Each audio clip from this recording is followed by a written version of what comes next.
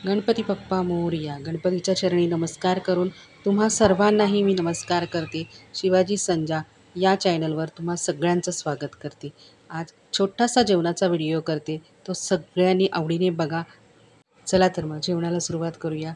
Basic तयारी करून घेतलेली आहे. कुकर ठेवला आहे, कुकरमध्ये तेल ओतलं आहे.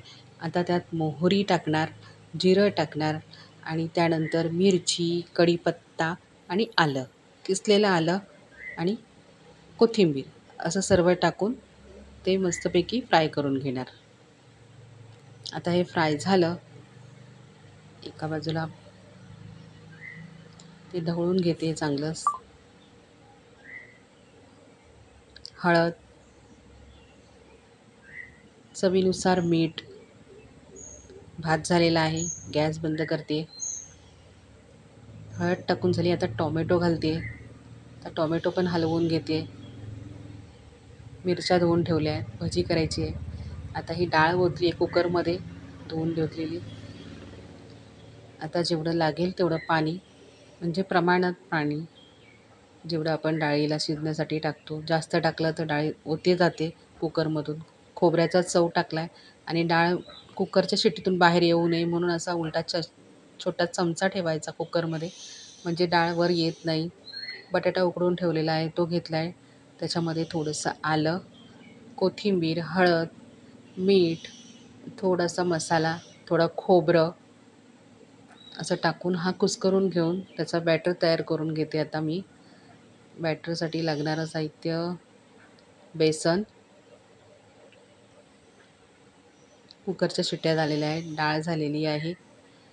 डाळ बंद करते आणि आता बेसन घेतलं आहे वाडग्यामध्ये. मीठ, हळद, थोडीशी जास्त हळद नको, थोडा ओवा, थोडं हिंग आणि थोडासा मसाला, अगदी 2 चिमटीभर बोललात तरी चालेल. पाणी घालून त्याचं मस्त बॅटर तयार करून घेते. हे बघा, हे अशा प्रकारे घट्टसर असं, कारण मिरचीला कोटिंग लागलं पाहिजे. थोडासा कढीपत्ता मी विसरले होते. तळणीच्या पदार्थात थोडा कढीपत्ता टाकला का चांगलं होतं. बटाट्याची भाजी मिरच्यांमध्ये भरून झाली आहे. 2-3 मिरच्या बाकी आहेत. अशा प्रकारे व्यवस्थित मिरच्यांमध्ये बटाट्याची भाजी भरून घेतलेली आहे आणि ती आता फ्राय करणार. भात झालेला आहे, डाळ थोडीशी वाढवायची आहे आणि भजी फ्राय करायची आहे.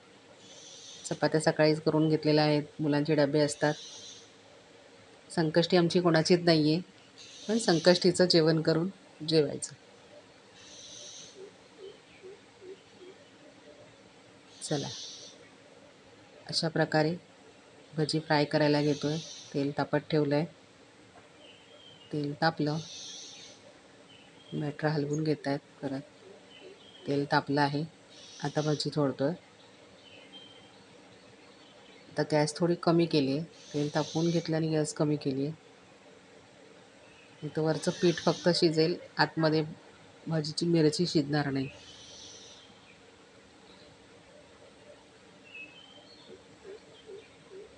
आता परतून थोडंसं गॅस मोठा केला आहे.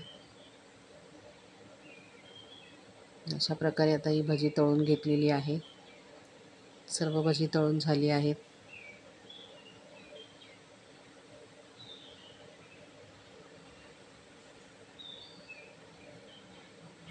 चला तर मग जेवण मान्य करून घ्या आणि जेवायला या.